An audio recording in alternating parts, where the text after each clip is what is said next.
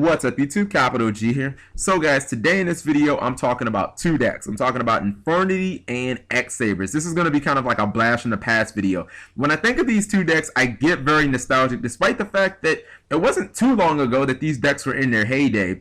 And they haven't really done anything of note in probably the latter part of 2 years, but I really do wish that there was more of a place for them in the competitive meta. You know what I mean? And frankly, I just miss them because they're a throwback to the Synchro era, and they remind me of a very fast and hectic time in Yu-Gi-Oh! Where Synchros just dominated everything. I mean, these are decks that have won YCSs. They've got second multiple times, both of them at YCSs, and they were really legitimate, tier 1 decks back in the day. Now, let's start off with Infernity. And Infernity is a deck where even when I talk about it, it makes me smile because it's just like the Dallas Cowboys. And I've said this about windups too, because the deck both wins and loses gloriously. And I love decks like that because it's exciting and it's fun from every single aspect. It's fun to play. It's fun to play against. Have you ever just watched somebody play Infernity? It's very, very entertaining. Like watching somebody play Infernity is something that'll get a girl into playing Yu-Gi-Oh! It's like, wow, what is he doing with all those cards? How come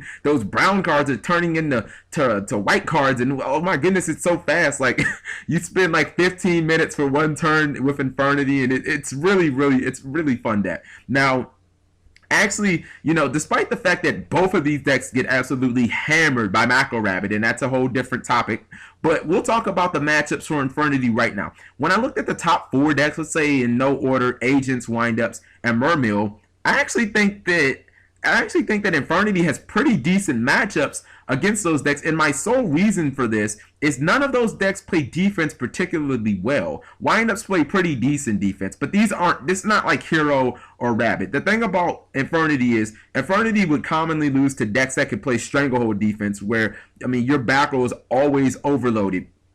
And obviously that just, it gave the opposing player just a multitude of answers to your Archfiend and to your Necromancer, to your plays that you're trying to get rolling. Decks right now, Agents, Mermaid, Atlantic, they don't play good defense. They barely run any traps, and a lot of times these decks are just running, maybe a couple of hand traps. So Infernity is a funny deck because it can catch you sleeping. And it's not like Dino Rabbit where if it catches you sleeping, maybe it puts a Doka or a Lagia for free on board. This is a deck where if it catches you sleeping, it's lights out. Not only do they have the locks with 100 Eyes Dragon, multiple barriers and, Void Ogre Dragon and stuff like that. And Infernity can just flat out OTK even through monsters because of things like Armory Arm and whatnot. And, the Infernity Doom Dragon.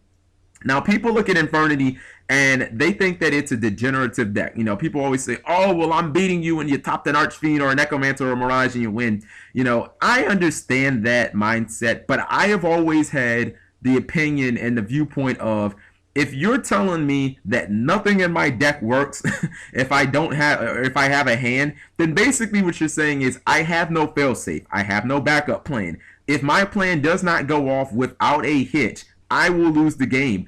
Like, Infernity is the ultimate. It's the biggest risk versus reward deck they ever made in Yu-Gi-Oh! And that's why I think that Konami just wanted people to forget that they even made the archetype. You know what I mean? But it's the ultimate risk versus reward. If you can play that way with the dagger up to your throat the entire game, saying, man, if I draw too many monsters, I'll lose. If I don't basically go off by turn 4, I'll lose. If you can play that way in over a 7 to 9 round tournament, make that work to where you top, then damn it, you deserve that top. I don't want to hear about how how somebody top decked an Archfiend against you. You got to think of that winning, of the way that deck is blueprinted. If someone can get that to work consistently, then more power to them. So, I am all for Infernity. I love the deck.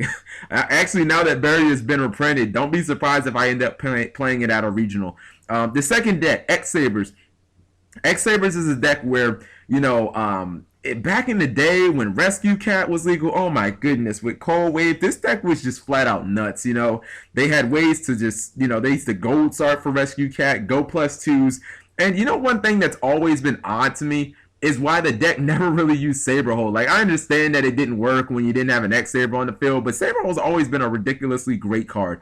Now, the problem with X-Sabers right now, I don't even think that it's the deck itself. The Dark Soul ruling where they don't stack multiple times obviously hurt the deck. But I think it's the problem of, you know, the Exceed era and Exceeds being much more powerful than Synchros right now because, you know, you look at a lot of the most powerful Synchros like Trishula and Brio and Goyo. I mean, they're all banned and X-Sabers could make those cards very easily. You know, I think that the power creep has just been very, very bad to a deck like X-Sabers, where you look at a deck like GBs, and when GBs get rolling, they can pick apart pretty much any deck of the meta. X-Sabers don't really have that power anymore. You know, its power plays have kind of been halted by, you know, the fact that Hanlei really only hurts decks that play heavy back row, and that's just not how the format is shaped up to be right now. I also, one of the things that is really holding X-Sabers down right now is the fact that they don't really get any utility out of Exceeds, and that's kind of, I mean, that's kind of disappointing. I mean, you look at even Infernity, as obscure as it may seem, but Levier being in that deck made that deck amazing because, you know, it meant that not only could you bring back your Necromancers, you could use their effects, then stack for Levier, and then bring back a Infernity Mirage and just keep on looping, you know what I mean, till you just run out of stuff to search. But X-Sabers, I mean, is there any Exceed that actually, like, definitively helps the deck? I really can't think of any, and that's the reason why, despite the fact that I don't see X-Sabers as a particularly weak deck that's not going to come back or anything, I just think it's kind of a shame that Exceeds didn't help the deck at all. Like, you know, they even made some X-Saber you know, Exceeds, and they don't help the deck, you know, in any aspect. So, actually, and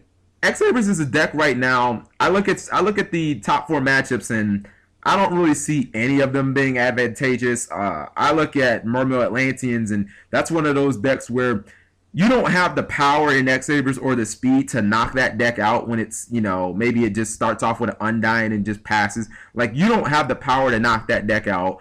I don't think you're as explosive as Windups. I think Windups is just basically a newer, better version of X-Sabers. And maybe you can catch Agent sleeping a couple of times, but, you know, if they get something like Hyperion on the field, it's pretty difficult to get it off the board. You know what I mean? X-Sabers don't really have big beaters when you look at anything above 2,500. So, you know, oddly, as odd as it sounds, I think that Infernity is the better deck right now because at the very least, Infernity can catch these decks that play really bad defense and say, oops, we top decked at Archfiend, I win. You know what I mean? Or you can catch people sleeping right now with Infernity. Obviously, if you play against Macro Rabbit, you know, Doka is a card, so have fun with that. And Macro just rapes your deck, so have fun with that.